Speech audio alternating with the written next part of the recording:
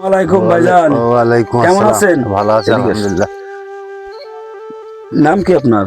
মোহাম্মদ মুজিবুর রহমান। বাসা? বাসায় যে রায়পুর। রায়পুর। তো এটা কি আপনার? জি এটা আমার। তো এখানে কি কি চাষ করছেন বলেন দেখি। এখানে এই পেঁয়াজ রসুন। অল্প জায়গার ভিতরে তো অনেক সুন্দর করছেন। হ্যাঁ, তা আপনি কি কি খিরাই- চাষ করছেন? এখানে কি আগে ছিল খিরাই আর ছিল। কি দেবেন? এপাশে আসেন, এই সাইডে আসেন, এই সাইড বলেন। আপনি দর্শকদের উদ্দেশ্য করে কিছু বলেন যে এই অল্প জায়গায় কিভাবে চাষ করছেন, কি কি চাষ অল্প করছেন। জায়গায় আল্লাহ যথেষ্ট পরিমাণে যায়, সবকিছু লাগাই, সব কিছু এর সবজি ভিতরে এসে যায়। মোটামুটি লাগাই। এইখানে কি লাগাবেন? এখানে পেঁয়াজ রসুন মুলু পালন লাল শাক সব রকম সব লাগাই। লাগাবেন। বোরিং, ওটাকে বোরিং?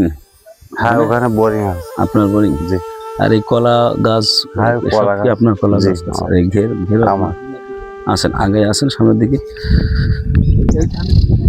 এইখানে কি ছিল? এখানে আগে ছিল খিরাই ছিল, খিরাই শেষ, এখন লাউ। এখন লাউ হচ্ছে, আর ওইটা কি? প্যাসেঙ্গা আছে। প্যাসেঞ্জা। এরপরে এখানে কি দিবেন? এরপরে এখন আর আপাতত কিছু না, তারপরে আবার খেয়ে লাগানি সময় আসলে। ও আচ্ছা, এখানে কি মাছ? এখানে মাছ মাছ এখনো আছে? আছে, আর এই সেজি সম্পূর্ণটা ছিল, তাই এই মাছে কেমন আসে আপনার? মাছে লস হলেও আপনার তরকারিতে মনে হয় এই টোটাল এরিয়াটা কি আপনার সব তরকারি ছিল? হ্যাঁ তরকারি ছিল। মাশাআল্লাহ মাশাআল্লাহ।